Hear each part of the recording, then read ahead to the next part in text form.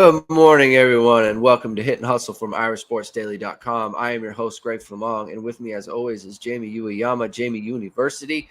Jamie, I'm under the weather, as you know. I'm feeling a little bit ill, but that's okay because what do we do on this show, Jamie? We hit and we hustle, right? And so the party's going, the show's got to go on, and so that's what we're going to do today. A lot to talk about. The portal is open. You know what it feels like, Jamie? It feels like the start of free agency. Yeah, it does. Doesn't it feel like that? It feels like when like college or pro basketball and the NBA, like it opens free agency, like it's a whole thing. Like I noticed yesterday that 247 had a whole show, like a portal show where it's like they were live for like 12 hours straight or something, and they're just talking about the portal and people going into the portal. Matt tried to he was gonna do like on the message board, he was gonna do like this whole thread, like anytime someone went in, and he had to call it like midway through the day because It was too many. It was too many. He couldn't keep up. And that's what it feels like. It feels like free agency is opened, which is a strange thing. But we're going to talk about that. We're going to talk about a little bit about the bowl game. You know what Notre Dame wants in the portal, who they've offered already, players that they could use in the portal, and who's gone into the portal for Notre Dame. So if you like what you hear, if you first time listening to the show, thank you everyone for tuning in so far. Hit the like button, hit the subscribe button, and you're going to want to be listening to a lot of the shows because it's going to be a lot of portal stuff and a lot of information that's going to come out over the next couple of weeks and all those things. So we got to get through it. So Westwood Manor Film says you got to play through the pain. That's right. Getting through it. Andrew Wordy says, feel better, Greg. You're the best for hanging in there while sick and keeping us informed. No question. Here's a question to lead off from Rajon. How much do you think top guys in the portal are being offered in NIL money? I got a question for you. How much money do you think teams are throwing at Ben Morrison right now to get into the portal? I mean, I have no clue what they would offer him. But I guess the overall point is not the actual number, but like it would be in the hundreds of thousands. That's something that's happening, right? It would be in the hundreds of thousands. 100% teams are trying to get Ben Morrison into the portal right now. It's happening everywhere. It's happening everywhere, right? Like there's collectives throwing money at guys all over the place, and I think that's going to happen. Yeah, so it's something that I think that all fans of every team like needs to consider. Like if you have, I'm using Ben Morrison example. I've not heard anything about Ben Morrison. There's no reason for us to think that he is like he's just the obvious the portal. choice. He's the obvious one, right? Like I think the other one is like Blake Fisher, because if some team needs a left tackle and it's like maybe he wants to play left tackle. I don't know, right? You could see him just someone making a nice offer and be like, "Do you want to be our left tackle?" Right? Like Georgia or Alabama or Ohio State, they need a left tackle. Blake Fisher, do you want to be our left tackle? Right? And so I think that for fans, we need. I think those teams are okay. I think they don't. Yeah, I'm just making an example. Yeah. I'm just making an example. But the point that I'm making is that we usually think about guys as being safe if they are getting a lot of playing time and they're getting a lot of opportunities to play, right? Like Ben Morrison, why would he leave? He started for Notre Dame. He has plenty of opportunity, but I think we need to kind of not think like that anymore. Not think like that, but just like it doesn't matter if you're happy in your situation, right? Like I said, it's free agency now. The best offer could win out at times, and so, my threshold for shock at this point is going to be pretty high. So, I don't know. That's something to consider. Mr. Vahalik says Dion just offered Dylan Edwards. Any cause for concern? He deleted the tweet, so I don't know what that means. I mean, Dylan Edwards did? Yeah, I just saw that he deleted the tweet. So I'm gonna guess that he probably put it out there, and then he was like, "Oh, I probably shouldn't have put it out there." I don't know. I mean, Marcus Freeman's gonna visit him next week, so Yeah, you'll find out. Whatever. It's the thing. Here's the other thing. It's super late in the game to get involved with these guys. It's like if someone is doing it, they're already just looking for a way out. You know yeah, what I mean? yeah, So I don't think that's what's going to happen with Dylan Edwards. I think it's far more likely if something were to happen with Dylan Edwards, it would be like K-State got him to come back or something. It yeah, would be something like that. So I don't know. I think Dion's going to offer a ton of guys, and my guess is they're likely to have more success in the portal in this first little bit than yeah, they are recruiting because it's hard to just establish these relationships that if you haven't been doing it this whole time. So I don't think my guess is Colorado will probably take a pretty small recruiting class and take a lot of transfers this year. yeah. They're gonna be. I mean, and that's probably like the way for them to do it anyway, just because you want established players to come in and then you build that way. It's kind of like USC did or Michigan State, the year before, where it's like you can you can get better really quickly, right? It's just bringing in established players who have played at other schools and they've played in college football and that sort of thing. But like I think it's good that Deion Sanders saw Dylan Edwards and was like, that's a guy I want to go after.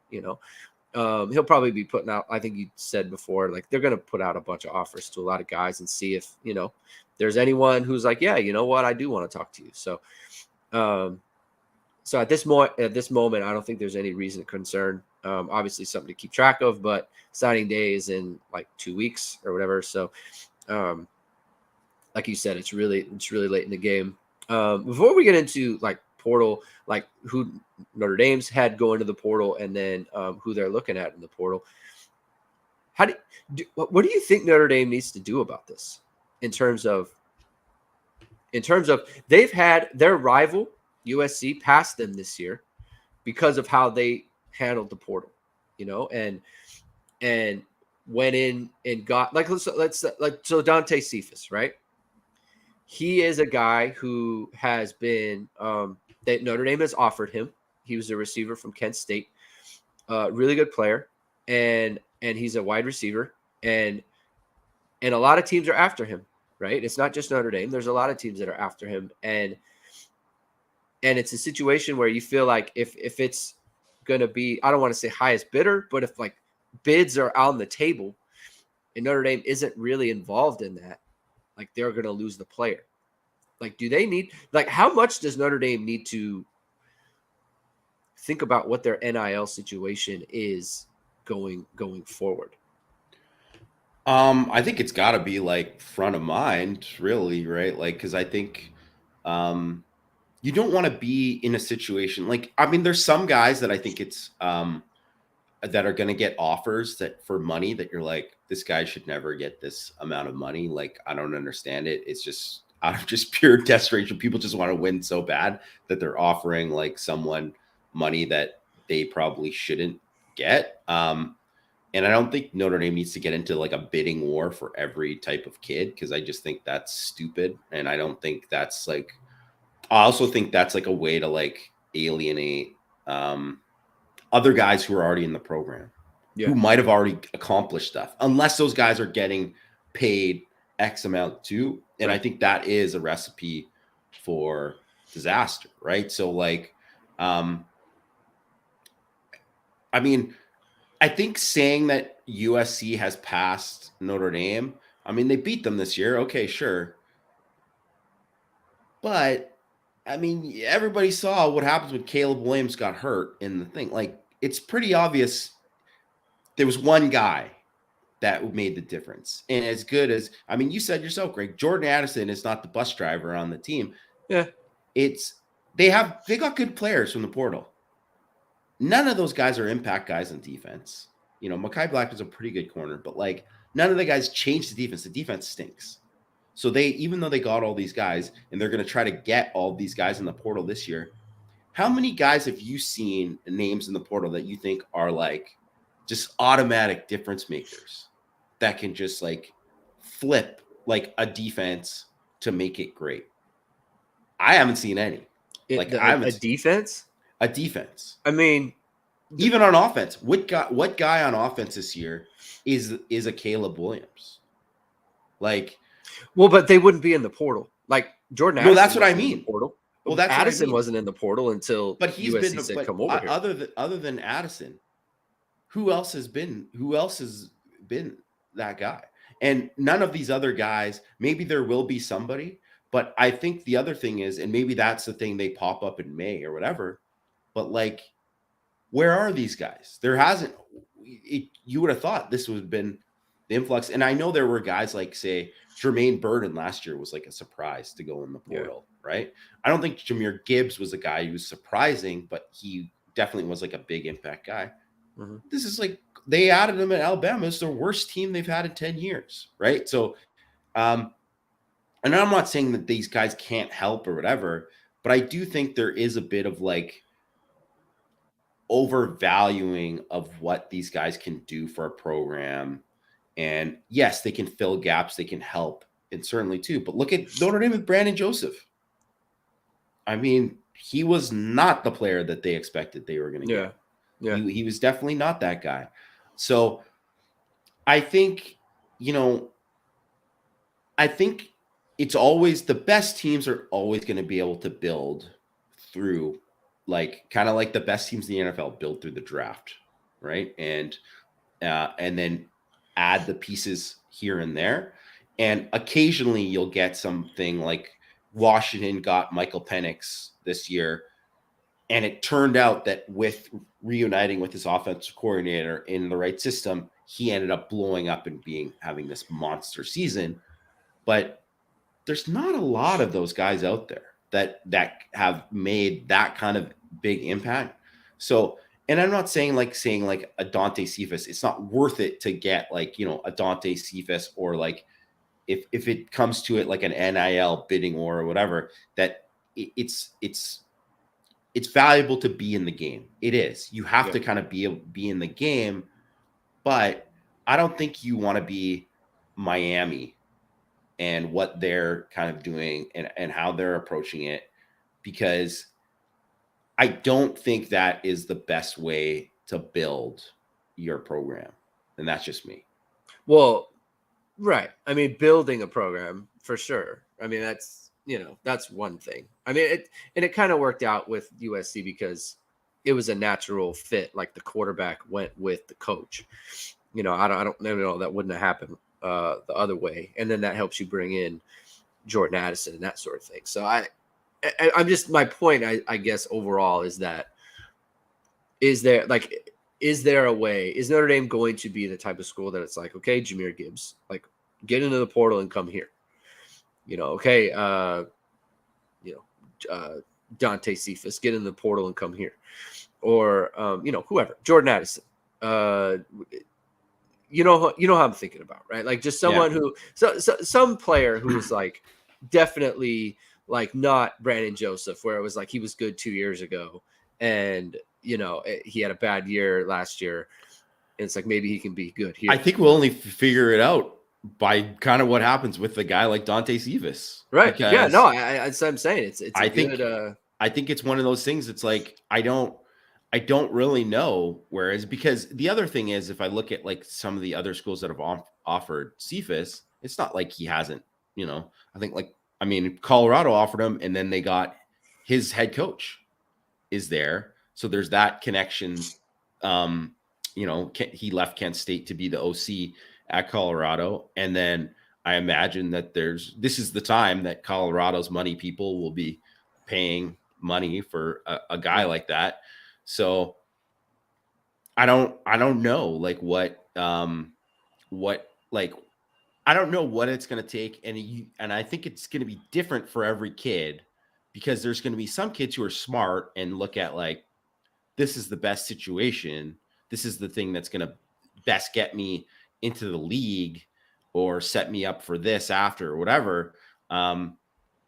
Then like and then there's going to be other kids who just like I'm the highest bidder, right? I'm the biggest number.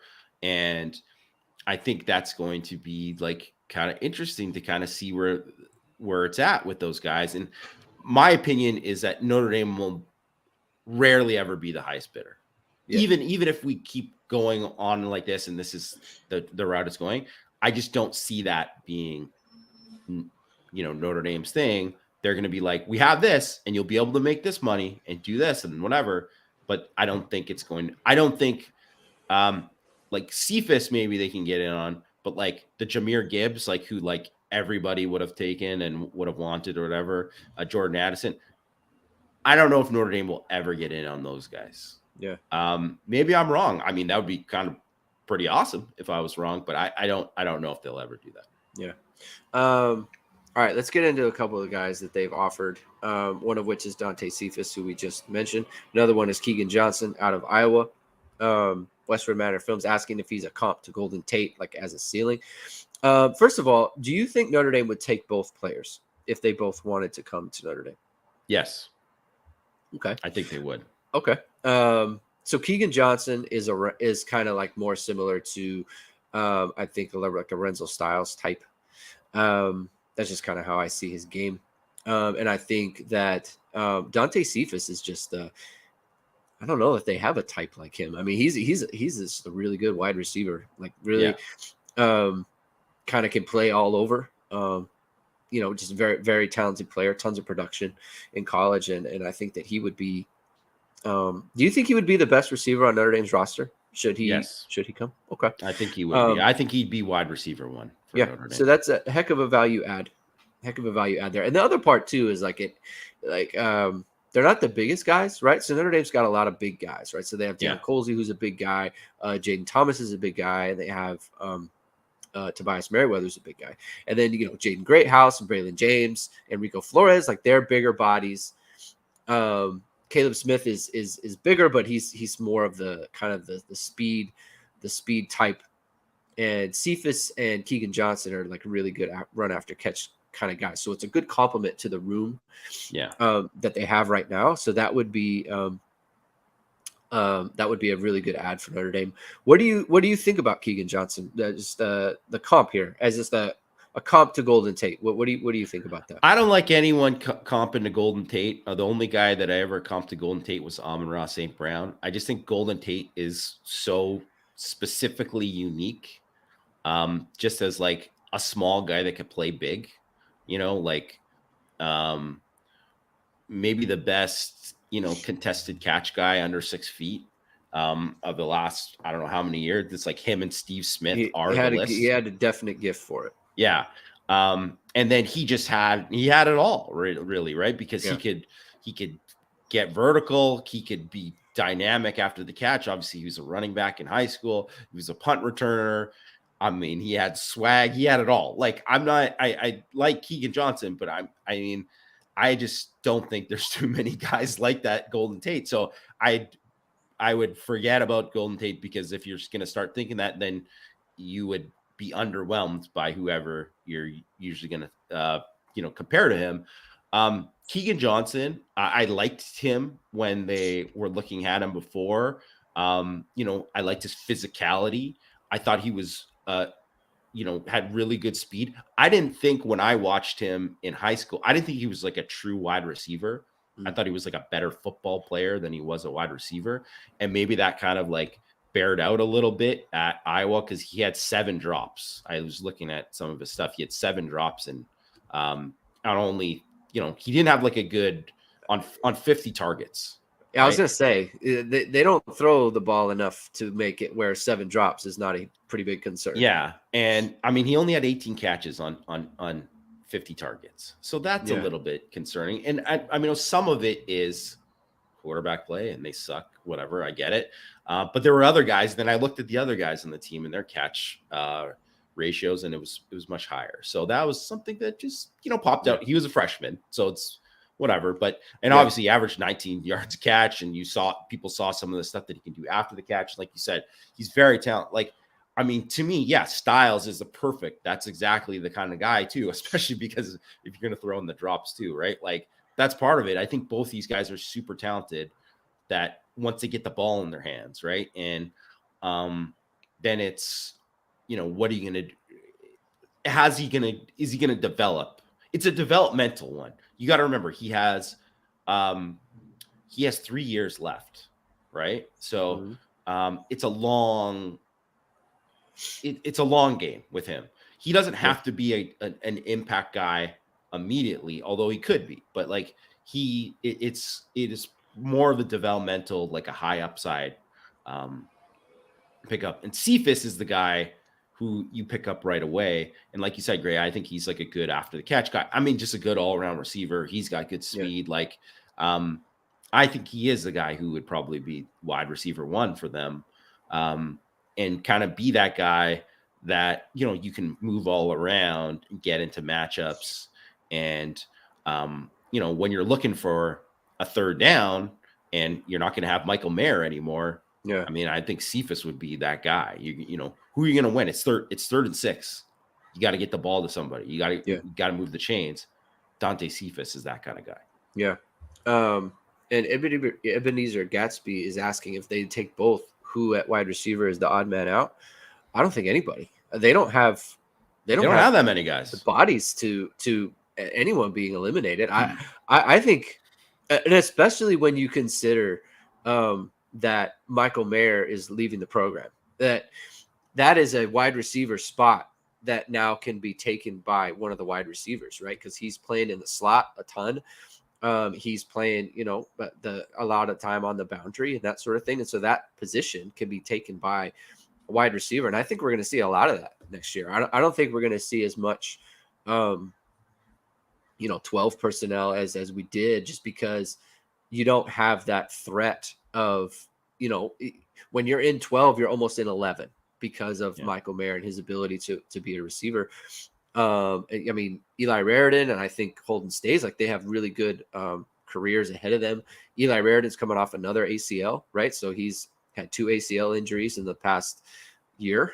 And then, Holden Stays, right? It takes a little bit, right? So I think Notre Dame's going to be using a lot more wide receivers next year.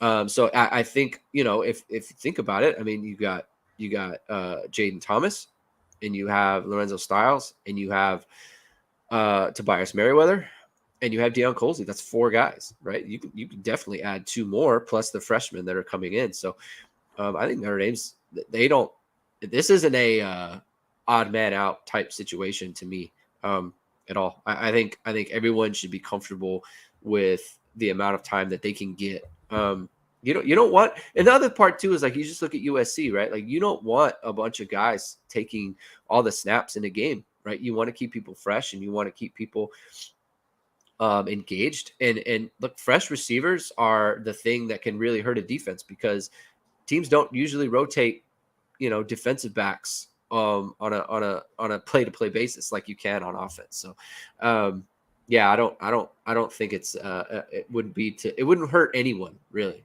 I think it would only benefit the roster. Chris Jenkins is asking odds on landing Dasan McCullough. I asked Matt about this, and he's reported on it a little bit. I don't 0. Matt never felt good about this situation. He always felt like he was going somewhere else. For whatever reason, I didn't really get into why, but just didn't seem like it was something that was going to happen. I think the only thing I'll add on it is, the one thing to remember is when I think when you look at, first of all, it's hard for undergraduate transfers to get into Notre Dame. Everybody knows that. That's not something new. But also too, he wasn't a guy, even though he was obviously super talented, he wasn't a guy that Notre Dame recruited before. So even though that's like it's not to say that they wouldn't go after someone they didn't recruit before, but when it's someone who has just gone into school and, they didn't have to get like the requirements to get into Notre Dame, or maybe they didn't take stuff as seriously as a student as you would to get into Notre Dame. Like that's part of it. You know what I mean? Like that's definitely part of it. And he was also previously committed to Ohio State. Like he was looking at these other schools. Like the only reason he went to Indiana in the first place was because his dad was supposed to be on the staff there, and then he probably would have bounced if it just Yeah. wouldn't have been like a horrible look to do it at the Yeah. time. Yeah. Pops, don't tell people to stop asking about anything. Okay. Not everyone knows the situation with Yeah, not Uyunglele everyone or knows. Hassan McCullough. And that's why people watch the show, because Yeah. they ask questions and then we tell them what we think or what we've heard or what this scoop is. So people can ask whatever you want. All right. Westwood Manor Films is DJU versus Hudson Card. How would you rank each of them given a choice? I mean, first of all, I think DJ Wangale, if he goes to the right school, I think he's going to be a way better player than he was at Clemson. I think Clemson's offense is not a good offense. Like, it's not a good scheme. I think before they just kind of relied on having like dominant wide receivers for so long, and also like just a dynamic like pass catching back in like Travis Etienne, and like once they didn't have that, it kind of changed how they did things, and Their offense has had a bad reputation for years. And I think if he goes somewhere else, like I wouldn't be surprised if he does really, really well. So I think it's kind of hard to kind of like to rank him or kind of put him in a like slot him in a certain way, because I think he'll be better, but I don't know he'll be better somewhere else. Yeah. I just think it was a bad situation. I'd like to see him somewhere else. But personally, if I was Notre Dame, he would maybe be on the list, but like further down the list than a guy like Hudson Card, just because I think Card just has a little bit more upside in terms of just like athleticism and stuff too. And obviously DJ can run or whatever, right? But he's not like a guy. He's a big guy. He's more of like a Ben Roethlisberger, big guy who's going to shake you off than like escape. You know what I mean? And Card is a little bit different than that. I mean, still Card, even though he's like one of the highest guys out there, there's still a lot of unknown about him too. He's not like a slam dunk guy, but I mean, certainly he would be one of the highest guys. I mean, out there right now in terms of the quarterbacks are out there currently. I think DJ would be awesome at Notre Dame under Reese. I think he would fit really well into Reese's offense. But like you said, that's like a projection, right? And it's kind of hard for Notre Dame to. It's like you only get one. You don't get multiple. You don't get multiple quarterbacks. You can only choose one of them. So I kind of get that part. Plus, to me, he's just such a shoe-in for the West Coast. Like, I thought he was going to go to UCLA kind of like right away. Just like it just made the most sense, right? Like, he's from out here, and UCLA needs a quarterback, I assume. I don't think DTR can play anymore. No, he's done. Yeah, this is so last year. I think they need a quarterback, and I don't know that they have a freshman who's kind of like waiting in the wings or some underclassmen. So that made the most sense. I don't know how to handle this. Okay, Michael Pratt. Let's talk about Michael Pratt. Rajon, I don't want to go into too much on other sites because that's other sites, and I don't want to their info is their info, right? I don't want to jump on the info of other sites, right? That's for them. And mostly to say like I don't. But and here's just as I guess we're in the season where it's a lot of reporting and that sort of thing. Please don't bring info from other sites to the chat, because it should stay there, right? Like ISD wants our stuff to stay at ISD, and so I think other sites would appreciate if their info stayed. No, that's fine, Rajon. I'm just now I'm using this situation to I'm using this situation to make a clarification. These about fans also brought it up because these other guys brought it up. That's not like no one's just picking these names out of a hat. So right now. and Matt has brought up Michael Pratt, but I'm just let's talk about him now. But I just keep if you have information from another site, then ask that site about it. We don't want to do the thing where we're stealing or even the appearance of stealing other people's info. That's all. But anyway, so Michael Pratt.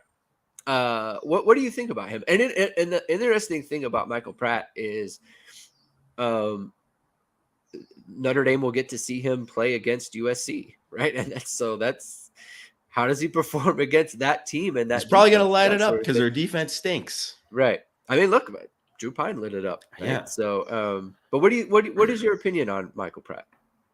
I mean, I think he's a good player. My opinion is that I don't think he'll enter the portal.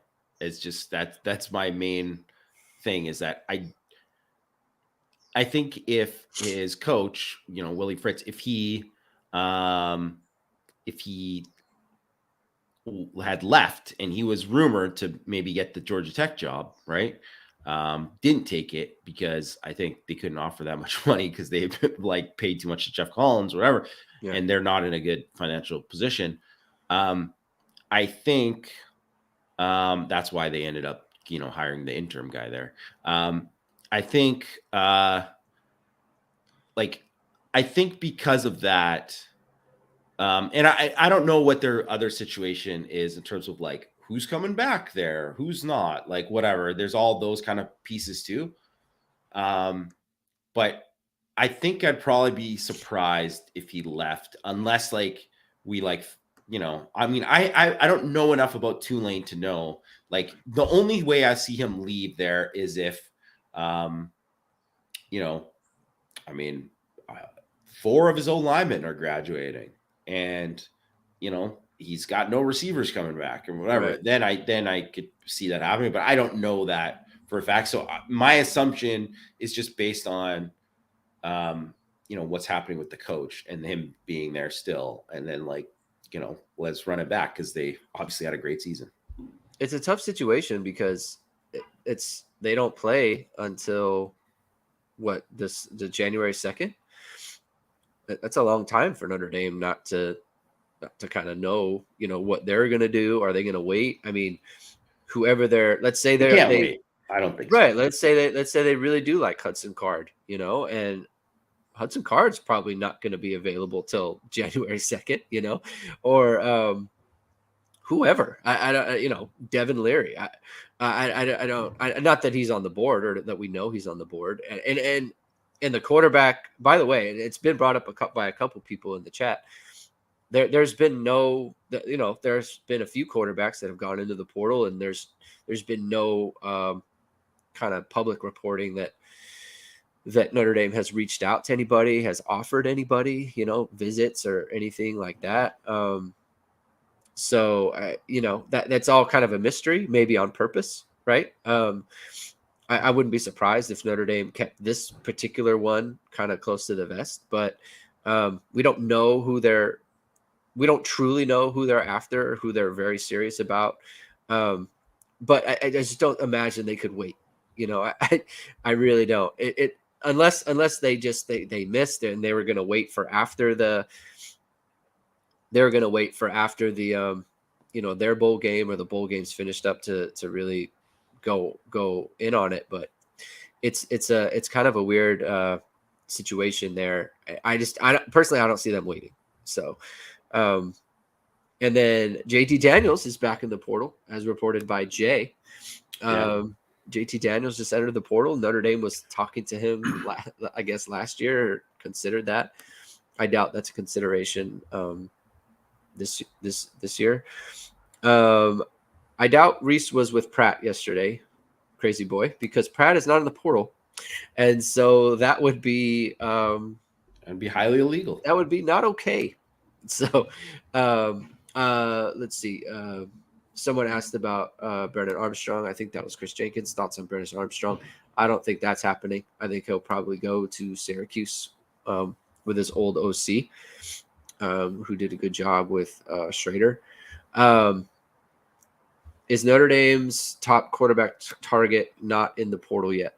I mean, I don't know. If you think it's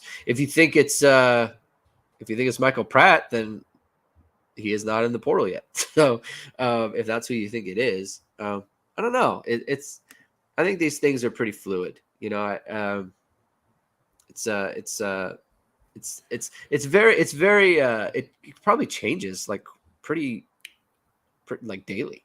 I also think like there's the rush for all these guys to get in, but notice there's still guys coming in today, Right. and there's going to be more afterwards. And actually, I think it's kind of smarter if like someone goes in the portal like 2 days from now, because then it's like, oh, like it's like you'll get more attention than being like one of 1,000 guys that go in. So, yeah, I think, yeah, like I would be surprised too if like there's gonna be a few after the bowl games too. That'll happen.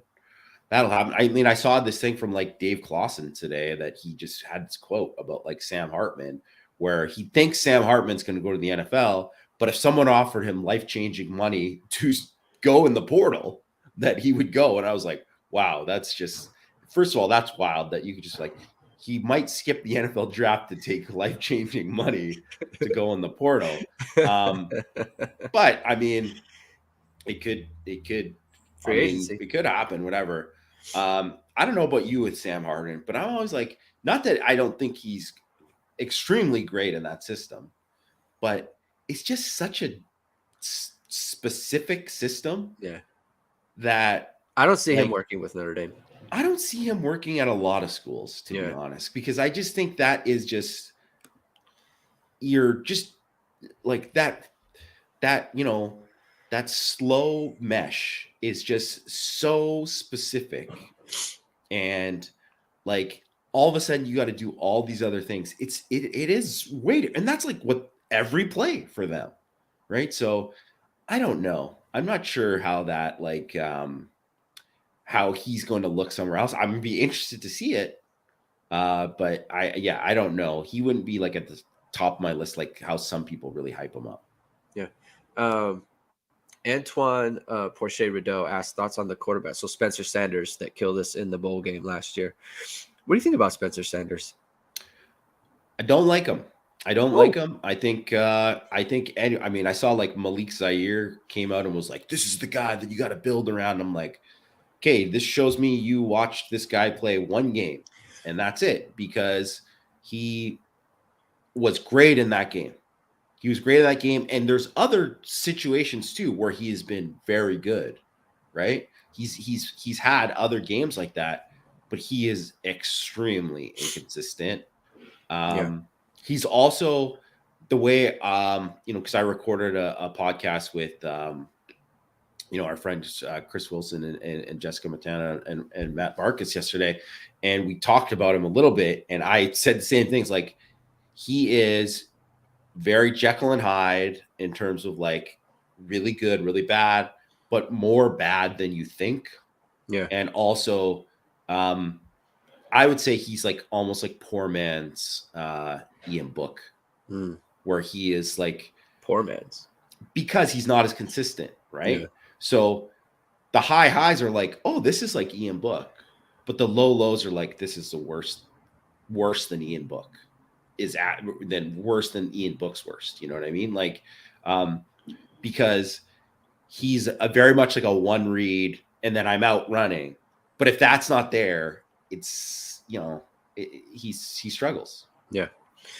Yeah, I don't know.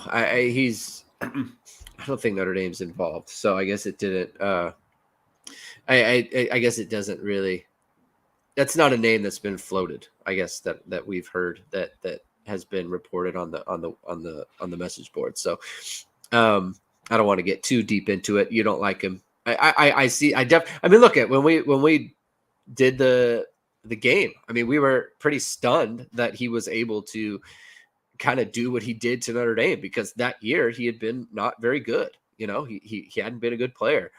And then he lit up Notre Dame, and it was was like, wow, this guy's great. But I think we saw this year like he wasn't the same kind of guy. So um, to me, that's not really going to work out. Um, but thanks for the question. I think it was a good one. I'm glad you got to talk about it. All right. Someone asked about Drew Pine and where he would go, so I want to use that opportunity. Andrew Wordy asked, not that it matters, but where do you think Pine will end up? I like the kid and wish him well. So I'm going to use that opportunity to kind of transition to the guys that are leaving the Notre Dame program. So Drew Pine obviously announced he was going into the portal, and he officially did. Jaden Bellamy, freshman defensive back, went into the portal yesterday, as did Osita Ekwonu. Am I missing anybody? I feel like I'm missing one. Okay. I don't think so. I think No. that's it. Yeah, I Yeah. think that's it. We'll probably expect more over the next few, Yeah, I I'm guess, sure there'll couple be days, more. maybe later today. I don't know. We don't know any specific names on that. I'm just assuming that there will be more. I don't think any of them are a surprise. Sita Kwanu is a grad. He graduated and got his degree, so good for him. Hopefully, he finds a good landing spot. Jaden Bellamy, I know he had some injury problems. He had a concussion. He had some concussion issues um, in the I guess fall camp. That's I guess a little bit surprising, just because there's some opportunity for defensive backs, but they're bringing in a lot of guys, and I think they're going to be looking in the portal for defensive back help. So that was a little bit surprising. Any thoughts on those two guys? I think the main thing with Bellamy, I just think it was just like, you have two guys who are already ahead of you, and you have the other guys coming in, and I think it was that mostly that just pretty much had to do that, just kind of like a writing on the wall thing. Um, um, yeah, I mean, not much else really on like Osita. Like I think he was a guy who's like a better athlete than he was a linebacker. Um, and he looked physically gifted when he arrived on campus. And you thought, like, if you just looked at him, you would think this guy's going to be a player.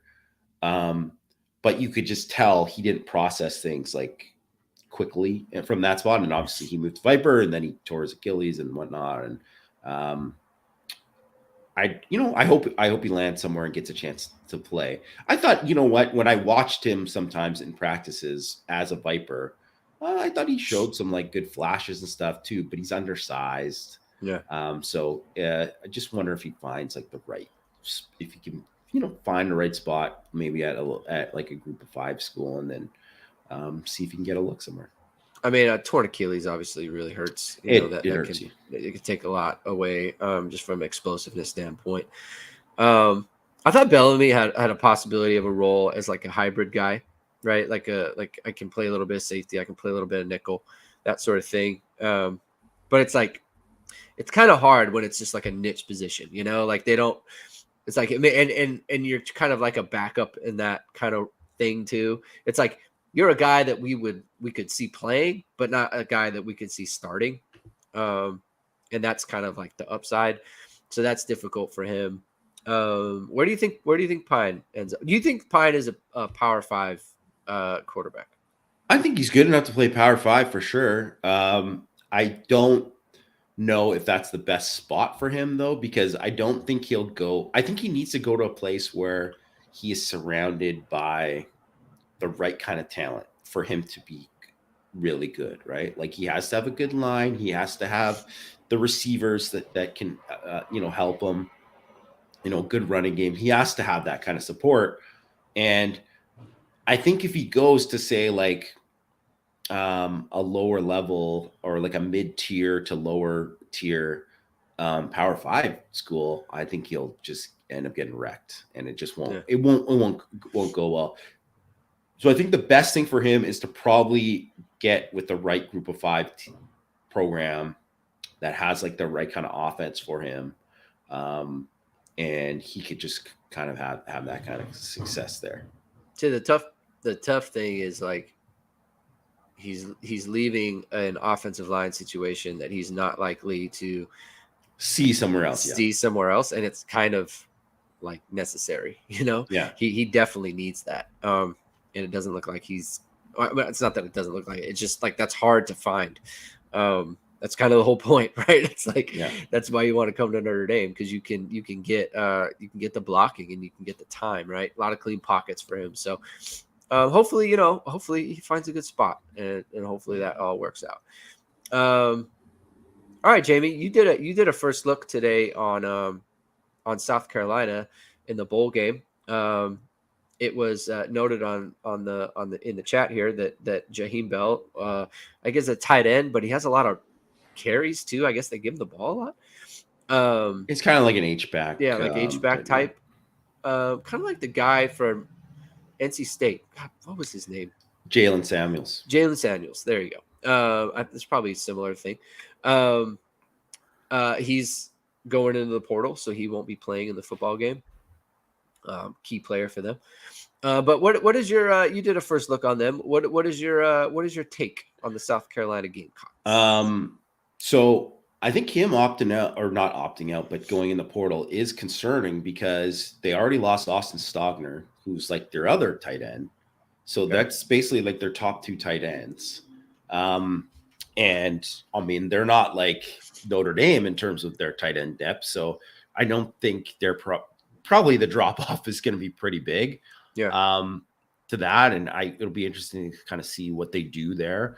I think Spencer Rattler is a lot like Spencer Sanders, where when he's good, he's really good, and when he's bad, I mean, it's pretty average to below average, right? Yeah. And he was fantastic in that Tennessee game. He had 11.8 yards per attempt, 6 touchdowns. Well, the rest of the season, he had 10 touchdowns to 11 interceptions, right? And also in that Tennessee sneakily had a horrible pass defense all year, and they were 116th in EPA per pass. So it's like kind of like, Drew Pine lighting up some of these other bad pass defenses where you can't overreact to it too much.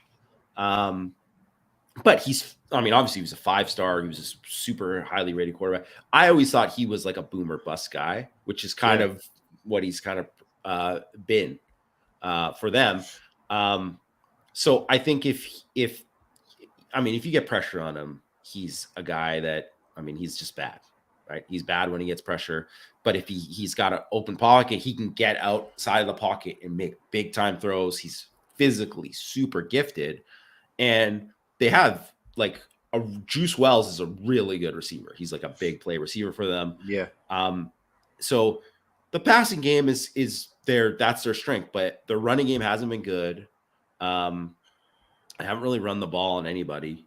Vandy was the only like Power 5 team they ran the ball on, which I think is, Notre Dame. I would say their biggest problem is run defense and that kind of plays into their hands. If you're like a pass defense, obviously I don't think they're going to have the same kind of pass rush if Foskey's not there, but I still think they'll have a pretty decent pass rush. And so I think that could be something, when you look at it, I kind of like the matchups for Notre Dame there on offense, and then in defense, they haven't been really good. Their top corner, Cam Smith, is a projected first-round pick, and he opted out. So the one thing that they do really well is play pass defense, and you lose a first-round cornerback. That's not good, right? And I think the pass rush has been, they're only 102nd in sack rate, 97th third down defense. They're bad against the run. 123rd in EPA per rush, 114th opportunity rate, 129th in stuff rate, 5.2 yards per carry against Power 5 comp. Like, it kind of sets up that they're like a bad matchup. It's a bad matchup for them against Notre Dame. So I know that Notre Dame's going to have these opt-outs, and their special teams are awesome, right? So that's one thing where they're kind of like even, unsurprisingly, because it's, Shane Beamer, son of Frank Beamer, and special teams is a big emphasis there. but it's probably more of like a wash with Notre Dame. So I think if you look at it from that way, I mean, I kind of think it's like one of these matchups that like works out like really well for Notre Dame, but I mean, they still got to play, and obviously there's the opt outs that's going to matter too. Yeah, I mean, it obviously is very like, is Jarrett Patterson going to play? Is Foskey and Mayer? I mean, I assume Foskey and Mayer won't. But there's Patterson, there's Jason Adamalola, there's I mean, these are key players, right? And if they're not going, then shoot, what do you really what makes Notre Dame a good team is Yeah. kind of not there, so that it's tough to evaluate at this point.